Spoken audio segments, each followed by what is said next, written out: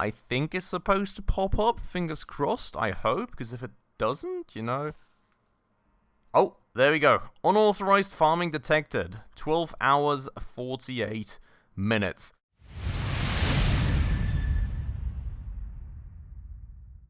Alright everybody, hello and welcome back to another episode of Scrap Mechanic with me, Spacefish, and welcome back to our beautiful little, well, garage, park of cars, home, and, well, welcome back to our base.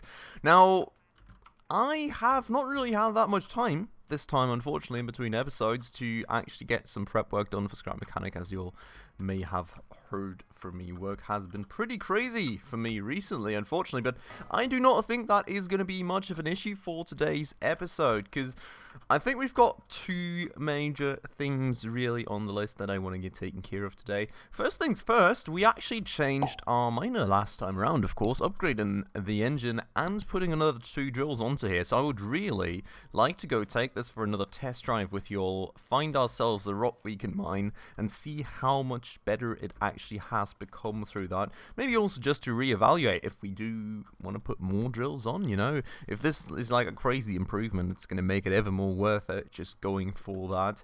And I would very much like to see the results of that. So I think that is one thing on the plan for today, and the other one, of course, being our automated farm out there. And luckily, thanks to Spastic Cube giving me some suggestions for videos to check out down below in the comments, I kind of now have an idea of how that whole thing works. Now, parts of what we did already were quite promising, as you all saw in the last episode. Well, we do need a few adjustments, I think, and the adjustments will be another 2 logic gates, basically. That is all we are going to need to help us get, like, a repetitive cycle going with that, and actually, you know, repeatedly... Stop reopening. And repeatedly go and, why does this not work that way anymore? There we go. And repeatedly go and water the plants that we are looking to plant right there. So hopefully we should get our automated watering system going this episode. And then if we do, and if we have enough time, I'd actually like to plant a good bunch of them. And then, well, we can maybe see how funky it gets when I have to start fighting bots. Because I can imagine it will be one whole big mess. And oh, maybe hopefully also a fun one. We'll see about that. But let me just eat some red beets right here real quick. So we've got a little bit of nutrition going on. And then first things first, I think we will hop onto our miner. Quickly find ourselves a node to mine. And just see how we go. Now the question is how quickly we will actually find a node to mine. I'm pretty sure that I've gotten rid of most of anything that was anywhere close to my base at this point. And also not very much advised to just fat finger the E button and hop out of your miner in the middle of a drive. But as you can see, there's not really much of anything around here anymore. So I'll probably go around here just exploring for a minute, trying to find ourselves... Well, we could try this. This is going to be a hard one to mine. At least I had a lot of issues finishing this off with our other miner. Now, we do theoretically have a bit more power and stuff, but this is still a very steep incline, so we may just end up sliding off. But I don't know, you know, it's like a big test now for the miner, I suppose. We're going to get the mining thingamajig up, just slide ourselves into here nicely and topple over. That's actually... bit of an issue, but as you can see, we're very nicely... Wow. This thing is fast now. Holy moly. Now, the thing is, we're a bit slippy-slidey, which I don't like that much.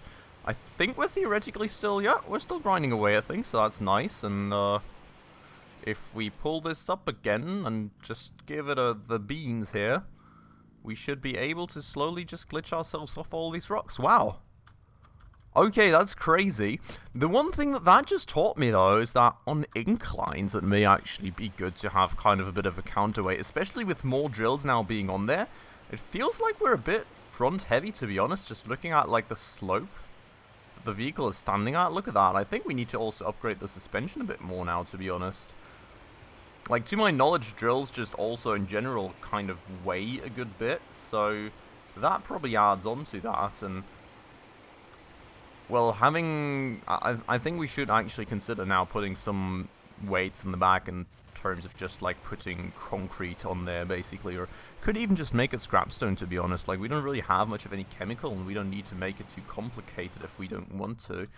But I mean, look at this, it's all nicely grinded down, and apart from this one block, and this is kind of why I was also considering, to be honest, putting more drills on, just to kind of have like one further out to the left and one further out to the right, because of course right now the vehicle is kind of a bit wider than our overall drill setup, which in this kind of situation I was kind of worried was going to cause us issues. But overall, I mean, look at this, honestly, this is working out very nicely right now. We're just driving back and forth across these things, drilling them apart very nicely.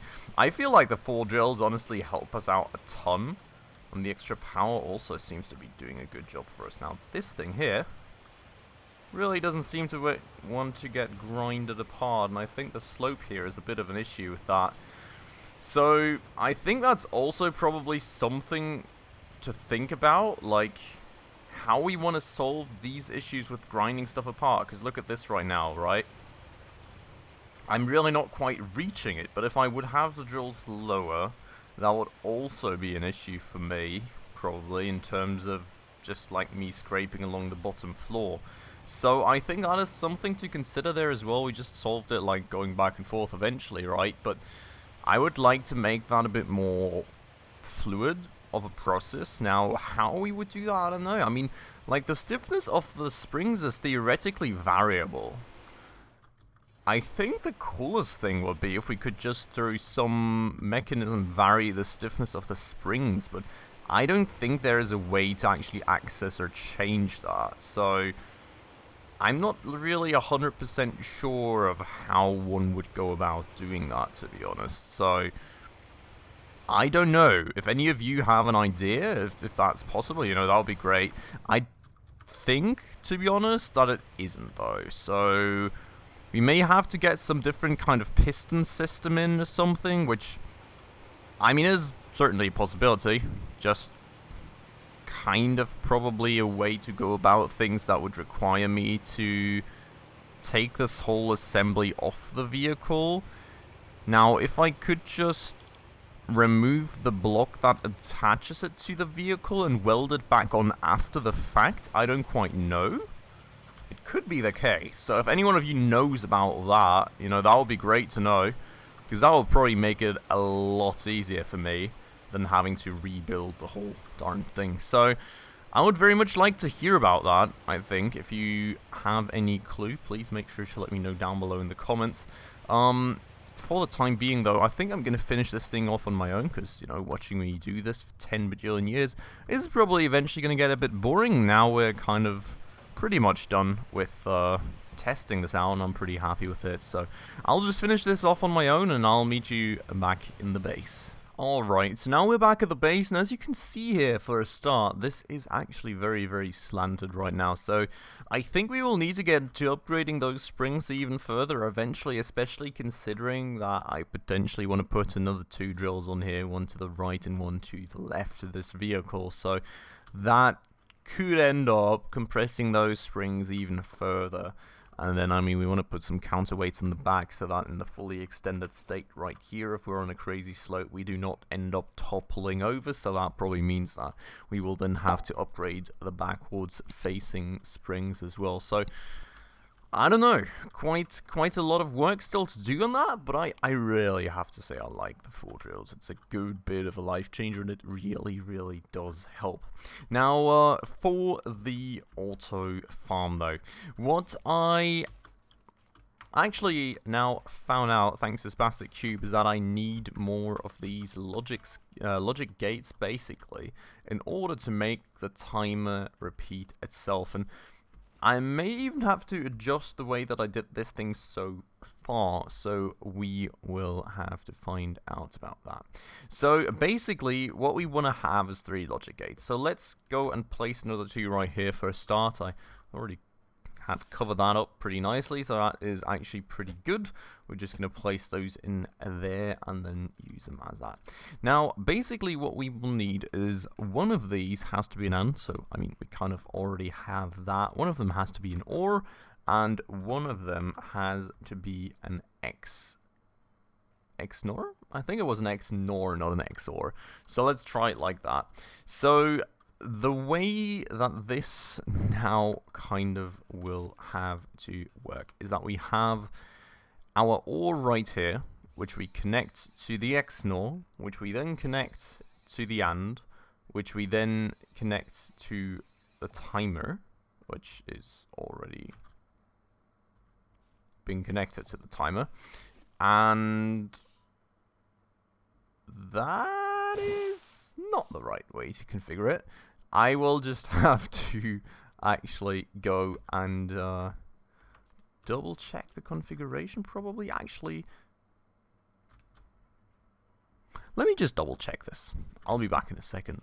Alright everyone, so I had actually just forgotten one bit of the connection right here. So if we can look at this again, we've got the AND gate here, we've got the XNOR gate here, and we have got the OR gate here. So as I said previously, the OR gate connects to the XNOR, connects to the AND gate, and the AND gate connects to the timer. Now the loop has to be closed though, so in the very end, the timer will have to connect back to this AND gate right here.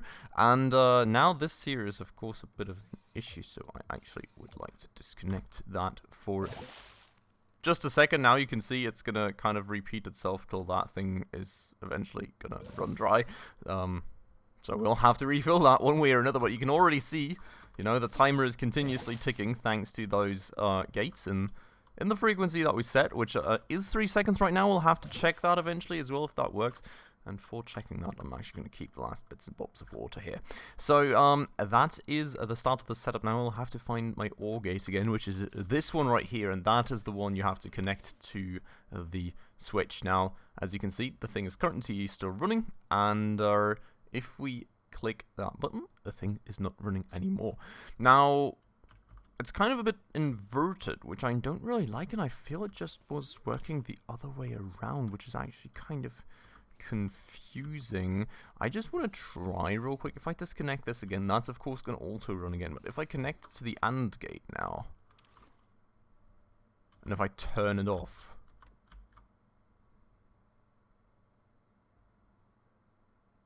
that actually makes more sense to me, because now we have the timer running,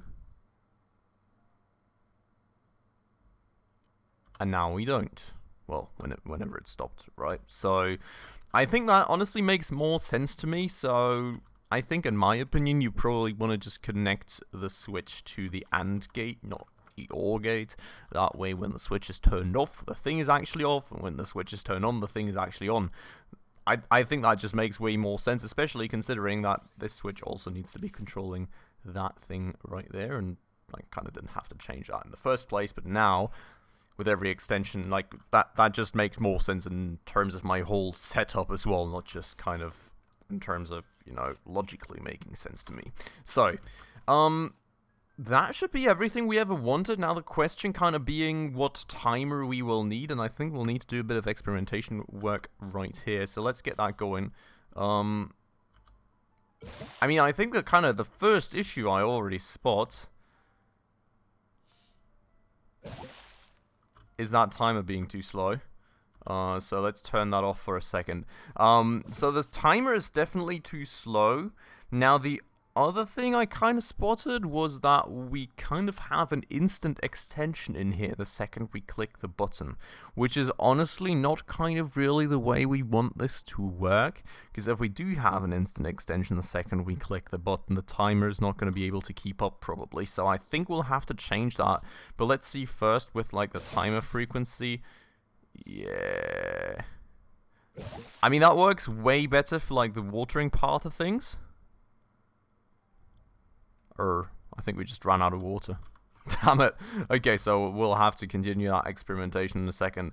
So the timer works way better in the context of that, but I think what we will have to do here is just start here basically, with the extension. So I would do, like, make that 0, make that 3, make that 6, and make that here 9. I think that's the way that we need to do that. Now the thing is, we just ran out of water, so let me just go over real quick and grab like a huge stack of water from our water extractor, so we can already also start filling that up. You know, I think we'll have to do that anyways, and then we will continue this very endeavor in just a second. Alright, and we have arrived back at our beautiful little farm, and we've got a lot of water, and, well, now that should hopefully work a bit better. The only thing that I still haven't really taken care of is the second piston, which we, I think, inherently will actually need. So, we'll have to see about that, because the thing is, about the idea with the second piston, right, that this whole chain ends eventually, so I'm not sure that we can actually do that in like one sequence, to be honest. Like, I'm kind of just worried about the time it may take us, so we will have to see about that. Maybe we will end up making this extension very fast and making the timer just as fast. I think that may make sense, to be honest. That way we can try and have both things go in the same kind of sequence, because otherwise I think we may end up running out of time. So maybe worth actually to just go and make another quick piston. Then again, I'm not actually sure I have the component kits needed for that. So let's go and check in here real quick, see if we have any spare ones lying around. We don't. And I'm pretty sure we do need another piston, another component kit for a piston. Where are the pistons at? Right there. Okay, yeah, so we do need another piston, on another component kit, unfortunately, for another piston, so we won't be able to test that out just yet. I will have to see then how we can actually do that. For the time being, I think we'll just at least try this out in a straight manner so we can check things out, but we will potentially actually end up redoing that. So for the time being, though, we go for a tick, we go for the extension, we go for another tick, we go for the extension, we go for another tick. I think the 2 seconds is honestly very, very fine.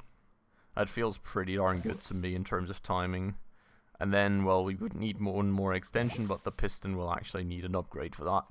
And that's another thing that, of course, we will require some component kits for. I think the timer just did one more run before then. But that's kind of the proof of concept right there, I think. Now, we won't be able to auto-farm this all, of course, this episode, unfortunately. But what I think I just want to do, like, one quick actual farming test with you all, because of course we need to get going on this eventually, you know. We need to get a bunch of red beads, then we need to go and find a way to package them, which will also be an interesting thing. Then we need to trade them for some other seeds, and then I think we need to grow those, which we will eventually then require for a gun.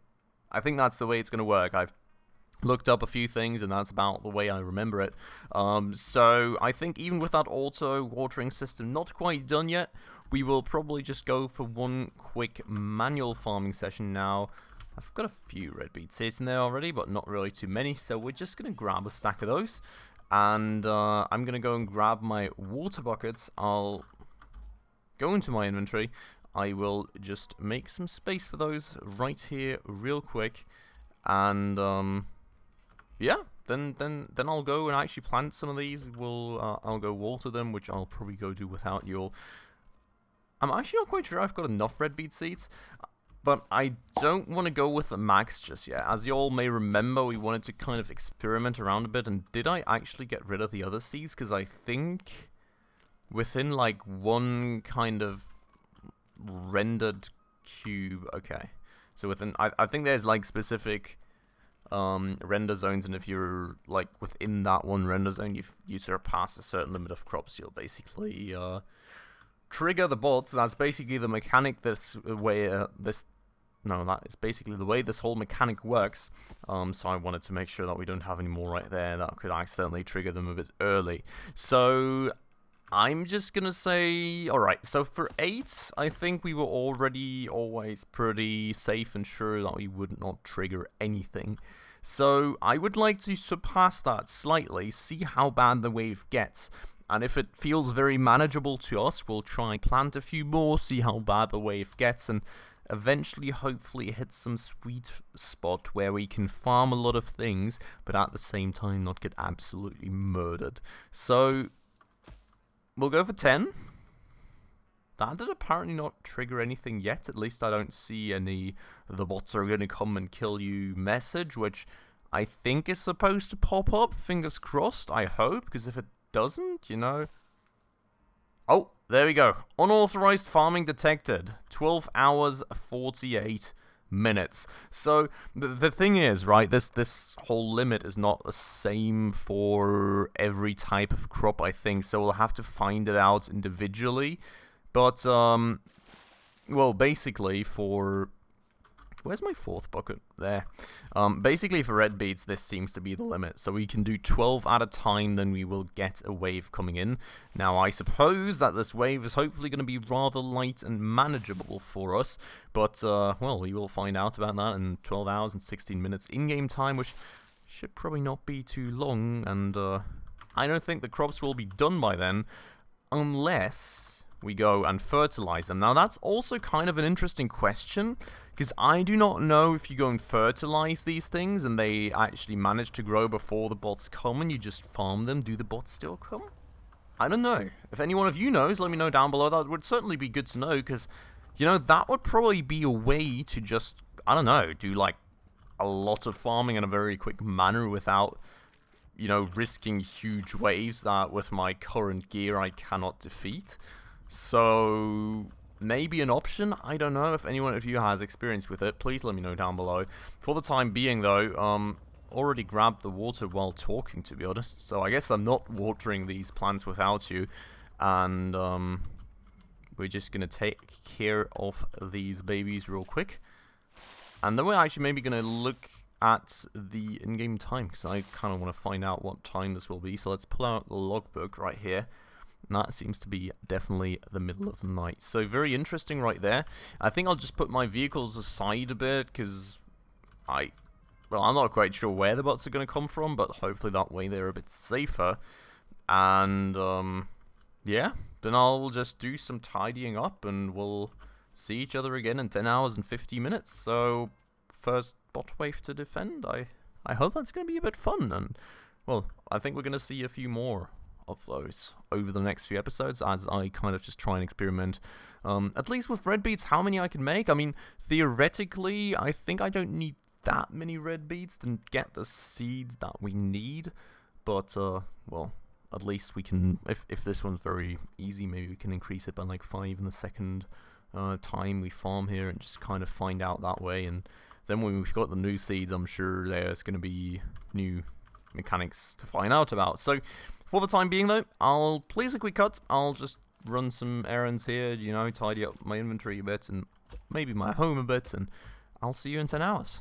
Alright, everybody, and welcome back. As you can see, we're an hour and 30 minutes away from, well, hopefully not Doom. We'll see what we are away from when we get to it. But what I just quickly wanted to do before we actually get going is just grab one of these beautiful, beautiful, huge baguettes that I wanted to eat.